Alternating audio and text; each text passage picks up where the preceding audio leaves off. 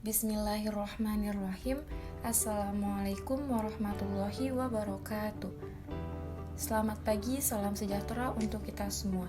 Yang terhormat kepada Bapak Dr. Haji Ahmad Hidayat LC MAG, khususnya selaku dosen pengampu mata kuliah Fikih Mawaris.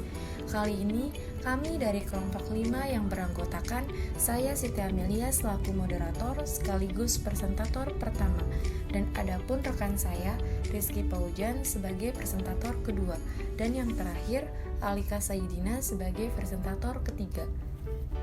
Di video kali ini, kami dari kelompok 5 akan membahas mengenai tema Tasil al-Masoleh. Mungkin dari teman-teman ingin mengetahui apa sih Tasil al-Masoleh itu? Untuk mengetahui pembahasan lebih lanjut, jangan lupa stay tune. Mungkin langsung saja ke pembahasan yang pertama, yaitu pengertian tasil al-masalah ataupun pembulatan hasil masalah. Tasil masalah adalah suatu hal yang harus dilakukan oleh setiap orang yang membicarakan ilmu waris, sehingga dia bisa membagikan harta waris kepada ahli waris yang berhak menerimanya dengan jalan yang benar dan menyerahkan bagian-bagian tersebut kepada mereka dengan sempurna, tidak kurang dan juga tidak lebih. Yang jelas, dalam waris Islam, bagian laki-laki 2 kali bagian perempuan. Sedangkan dalam hukum waris perdata, bagian perempuan seimbang atau sama rata dengan bagian laki-laki. Namun demikian dalam kompilasi hukum Islam atau KHI juga ditegaskan bahwa apabila kata sepakat atau musyawarah antara para ahli waris, maka warisan bisa dibagi secara merata. Di kalangan ulama fikih dan ulama faraid mengetahui asal masalah disebut juga dengan istilah tashil. Bentuk-bentuk ahli waris berdasarkan masalah. Yang pertama itu ahli waris ahsabah ataupun bagian sisa. Di tahap ini dikerjakan setelah selesai tahapan halang-menghalang, sebab kalaupun tahapan halang-menghalang sudah, bukan berarti sudah dapat ditentukan berapa bagian masing-masing. Karena di antara para ahli waris yang tidak terhalang tersebut, kemungkinan ada ahli waris yang tidak dapat ditentukan porsi atau jumlah bagiannya, sebab tidak ada porsi khusus yang telah ditetapkan untuk bagiannya. Konsekuensi asabah adalah menunggu sisa pembagian dengan sendirinya. Seorang asabah dapat saja memperoleh bagian yang lebih besar dan memperoleh sedikit dan atau juga tidak memperoleh sisa sama sekali. Adapun yang kedua itu ahli waris bagian pokok ataupun jamil furud. Yang dimaksud dengan bagian pokok adalah Baik, selanjutnya penetapan asal masalah atau tashil al-masalah. Kata al-tashil secara etimologi berasal dari bahasa Arab yang bermakna asas atau dasar atau sesuatu. Secara terminologi, dalam ilmu faraid, al-tashil adalah menetapkan bilangan terkecil sebagai asal masalah yang dapat menghasilkan bagian pasti secara bulat tanpa adanya bilangan pecahan 129 jadi. Dapat penulis simpulkan bahwa yang dimaksud dengan al-tashil adalah menetapkan bilangan untuk dijadikan asal masalah. Adapun yang dimaksud dengan asal masalah adalah bilangan terkecil yang dapat menghasilkan bagian pasti secara bulat tanpa adanya pecahan dalam pembagian harta warisan. Asal masalah selanjutnya disingkat menjadi AM, merupakan bilangan terkecil yang dapat dibagi habis oleh angka penyebut dari masing-masing furud. Dalam ilmu matematika, asal masalah ini sering dikonotasikan dengan angka kelipatan persekutuan terkecil. Dengan adanya dalam penghitungan waris Islam dapat mempermudah kita menghitungan dan mengetahui dengan benar bagian-bagian pasti yang diterima oleh masing-masing ahli waris. Bilangan yang disepakati oleh para ulama faraid sebagai asal masalah terdapat 3 kelompok. Metode ini adalah salah satu metode yang sering dipakai oleh para ahli faraid dalam menyelesaikan masalah pembagian harta warisan. Cara menentukan asal masalah sangat ditentukan oleh keberadaan para ahli waris dan bagian yang diterima oleh masing-masing.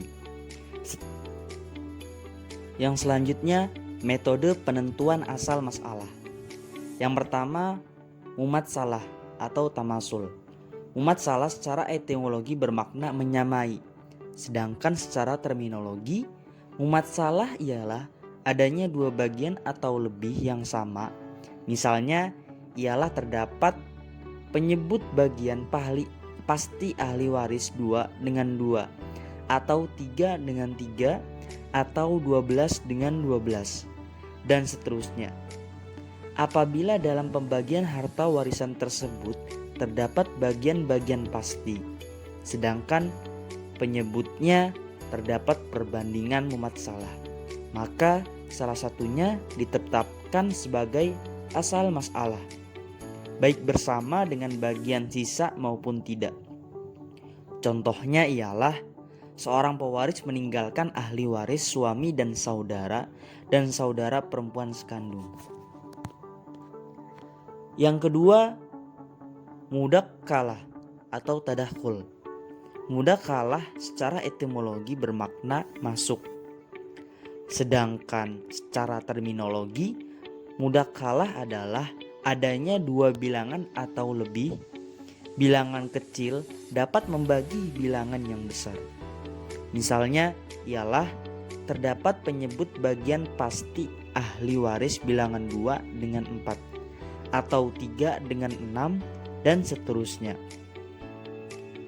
Apabila dalam bagian harta peninggalan terdapat bagian-bagian pasti, sedangkan penyebutannya terdapat perbandingan mudakkalah, maka bilangan yang besar dijadikan asal masalah, baik bersama dengan bagian sisa maupun tidak. Contohnya ialah seorang pewaris meninggalkan ahli waris suami, anak perempuan, dan saudara laki-laki sekandung. Yang ketiga, muhayanah atau tabayun. Mubayanah secara etimologi bermakna jauh, sedangkan secara terminologi, mubayanah adalah adanya dua bilangan atau lebih. Bilangan lebih besar tidak dapat dibagi oleh bilangan kecil, dan tidak terdapat bilangan ketiga yang dapat membagi kedua bilangan tersebut. Misalnya ialah terdapat penyebut bagian pasti ahli waris 2 dengan 3, atau 3 dengan 4, dan seterusnya. Apabila dalam bagian harta peninggalan terdapat bagian-bagian pasti, sedangkan penyebutannya terdapat bagi perbandingan mubayanah, maka hasil dari perkalian antara penyebut bagian pasti tersebut dijadikan asal masalah, baik bersama dengan bagian sisa maupun tidak. Contohnya ialah seorang pewaris meninggalkan ahli waris suami, anak perempuan, dan saudara laki-laki sekandung. Jadi kesimpulan dari tahsil al-masalah dan penggunanya adalah mencari angka asal masalah yang terkecil agar dapat dihasilkan bagian yang diterima ahli waris tidak berupa angka pecahan. Pada uraian yang telah lalu sudah diberikan ketentuan bagian masing-masing ahli waris, yakni 1/2, 1/4, 1/8, 2/3, 1/3, dan 1/6. Semuanya adalah bilangan pecahan untuk menghitung dan menetapkan penerimaan ahli waris dapat ditempuh dengan cara sistem asal masalah. Asal masalah adalah kelipatan persekutuan bilangan yang terkecil atau KPT atau KPK yang bisa dibagi oleh setiap penyebut fard atau bagian para ahli waris. Asal masalah atau KPT atau KPK di dalam fawid ada beberapa macam, yaitu satu pembahasan masalah. Jadi dalam hukum waris Islam dikenal ashabul furud, yaitu mereka yang berhak menerima bagian waris secara mutlak atau tidak akan tertutup oleh siapapun juga. Yang kedua, pembahasan masalah 2. Jadi harta peninggalan adalah harta yang ditinggalkan oleh pewaris, sedangkan harta warisan murni adalah harta bawaan ditambah harta bersama dari suami atau istrinya setelah dipilih dan dikurangi biaya pengurusan waktu dia sakit atau jika memang sakit. Yang ketiga, pembahasan masalah 3. Untuk kasus keadaan di mana seorang ibu yang sedang hamil dan kemudian suaminya meninggal, juga terkadang menimbulkan permasalahan tersendiri dan menimbulkan pertanyaan apakah si anak yang dikandung ini bisa terhitung sebagai ahli waris. Pada dasarnya, ahli waris adalah orang yang ada pada waktu si pewaris meninggal atau wafat. Timbul satu pengembangan, bagaimana jika ahli waris meninggal sebelum si pewaris meninggal. Yang keempat, Pembahasan masalah 4. Terdapat lagi satu kasus seseorang istri yang menikah di bawah tangan dengan suaminya dan suaminya kemudian meninggal. Sebelumnya suami itu telah mempunyai seorang istri namun tidak mempunyai anak, sehingga istri pertama mengangkat seorang anak tetangga sebagai anaknya. Metode tasyi al-masalah adalah metode mencari angka asal masalah yang terkecil agar dapat dihasilkan bagian yang diterima ahli waris tidak berupa angka pecahan. Metode tasyi al-masalah ini hanya digunakan apabila bagian yang diterima ahli waris berupa angka pecahan.